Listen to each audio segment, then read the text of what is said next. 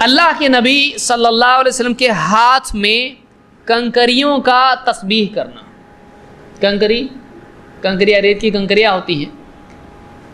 ابن ابی عاصم نے السنہ میں ان کی کتاب السنہ، ابن ابی عاصم محدث گزرے ہیں اور عقیدے پہ کتاب السنہ. پچھلے زمانے میں عقیدے کی کتاب کو السنہ بھی کہا جاتا تھا، اسی لیے اہل سنت وغیرہ جو بولتے ہیں وہ عقیدے کی بنیاد پر بھی ہے. صرف یہ لوگ جو بولتے ہیں اہل حدیث الگ ہے اہل سنت الگ ہے، یہ کم پڑھے لکھے لوگ ہیں، زیادہ معلومات ان کو نہیں ہے. ابو ذر رضی اللہ عنہ کہتے ہیں انی انطلقت التمس رسول اللہ صلی اللہ علیہ وسلم، میں نکلا اللہ کے رسول صلی اللہ علیہ وسلم کی تلاش میں.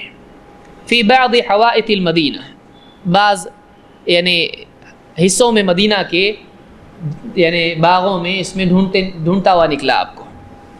فاذا رسول اللہ صلی اللہ علیہ وسلم قاعد، تو میں نے دیکھا ایک جگہ اللہ کے نبی اللہ کے رسول صلی اللہ علیہ وسلم بیٹھے ہوئے ہیں.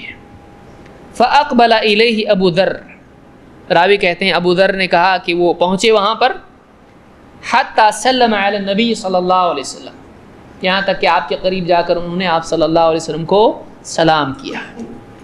قال ابو ذر فرماتے ہیں وحصیات موضوعۃ بین یدی، آپ کے سامنے کچھ کنکریاں پڑی ہوئی تھیں، رکھی ہوئی تھیں. فاخذہن فی یدہ، آپ نے وہ کنکریاں اللہ کے رسول صلی اللہ علیہ وسلم نے وہ کنکریاں ہاتھ میں اٹھائیں. فسبحن فی یدہ، وہ کنکریاں آپ کے ہاتھ میں تسبیح اللہ کی بیان کرنے لگی، یعنی ان کنکریوں سے سبحان اللہ یا اس طرح کے تسبیح کے کلمات ان کنکریوں سے آواز آنے لگی. ثم وضعہن فی الارض فسکتن، آپ نے پھر ان کو زمین پہ رکھ دیا تو خاموش ہو گئی. ثم اخذہن فوضعہن فی ید ابی بکر فسبحن فی یدہ، آپ نے پھر وہ کنکریاں اٹھائیں اور ابو بکر کے ہاتھ میں رکھی، تو ابو بکر رضی اللہ عنہ کے ہاتھ میں بھی تسبیح بیان کرنے لگی.